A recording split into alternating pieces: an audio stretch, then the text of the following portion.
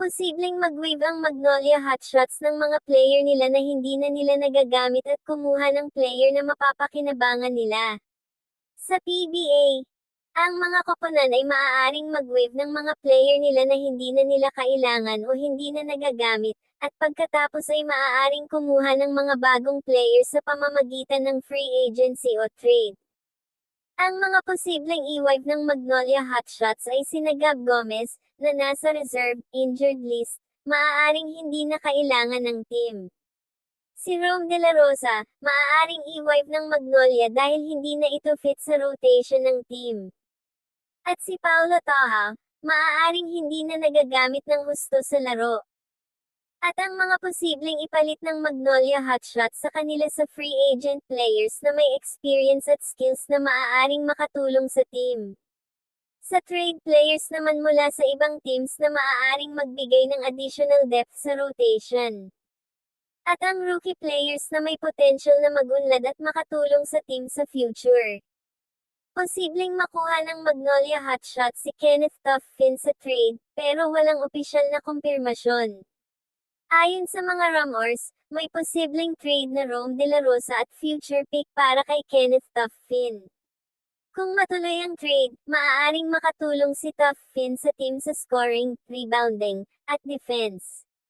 Kung matuloy ang trade na Rome De La Rosa at future pick ng Magnolia Hotshots para kay Kenneth Tuffin ng Phoenix Fuel Masters, ang epekto nito ay maaaring sa Magnolia Hotshots. Makakakuha sila ng isang versatile player na si Kenneth Tuffin na maaaring magbigay ng additional depth sa small forward at shooting guard positions. Si Kenneth Tuffin ay may average na 7.9 points, 4.3 rebounds, at 0.9 assists per game sa 2024 hanggang 2025 season. Maaaring makatulong siya sa team sa scoring, rebounding, at depensa. Para naman sa Phoenix Fuel Masters, makakakuha sila ng isang player na si Rome De La Rosa at isang future pick na maaaring makatulong sa team sa future. Ang future pick ay maaaring magbigay ng pagkakataon sa team na makakuha ng isang young player na may potential na magunlad. Ang trade na ito ay maaaring makatulong sa parehong teams na mag-improve sa kanilang respective positions sa standings ng PBA. Pero, ang epekto ng trade ay depende sa performance ng mga players na kasama sa trade at kung paano sila mag-a-adjust sa kanilang mga bagong teams.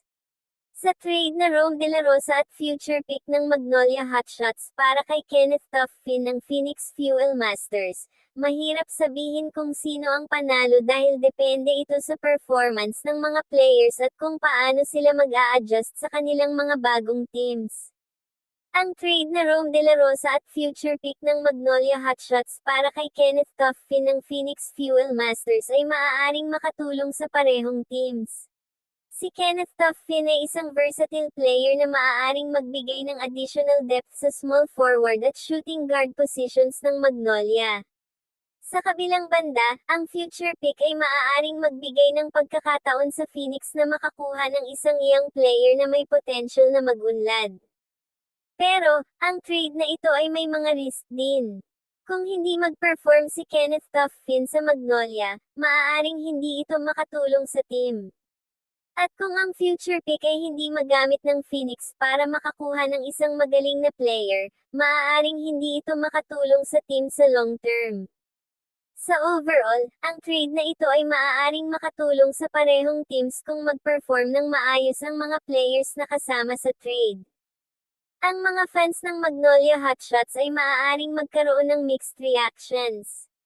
Ang mga fans na gustong makita si Kenneth Tuffin sa team ay maaaring masaya, pero ang mga fans na mahal si Rome De La Rosa ay maaaring malungkot sa pag-alis niya. Ang mga fans ay maaaring magtanong kung si Kenneth Tuffin ay makakatulong sa team na mag-champion. Habang ang mga fans ng Phoenix Fuel Masters ay maaaring magkaroon ng curiosity sa future pick na makukuha nila. Ang mga fans ay maaaring magtanong kung sino ang makukuha nila sa future draft at kung paano ito makakatulong sa team. Ang mga fans na mahal si Kenneth Tuffin ay maaaring malungkot sa pag-alis niya, pero ang mga fans na gustong makita ang team na mag-unlad ay maaaring masaya sa pagkakataon na makakuha ng isang young player. Sa overall, ang reaksyon ng mga fans ay depende sa performance ng mga players na kasama sa trade at kung paano sila mag-a-adjust sa kanilang mga bagong teams. May mga bagong aabangan sa Magnolia Hotshots at Phoenix Fuel Masters kapag natuloy ang trade na Rome De La Rosa at future pick para kay Kenneth Tuffin. Sa Magnolia, aabangan natin ang paglalaro ni Kenneth Tuffin sa small forward at shooting guard positions.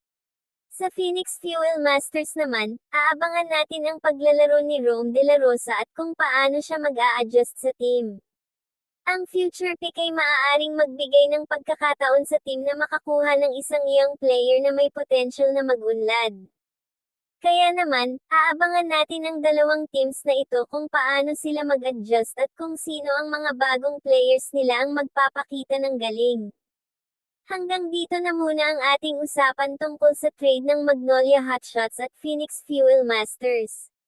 Kung may iba ka pang gustong pag-usapan o may mga bagong balita sa PBA, nandito lang ako para makipag-usap. At kung umabot ka naman dito, paki-subscribe mo naman ang ating channel para updated ka sa mga bago nating upload dito. Yun lamang po at maraming salamat po sa inyo.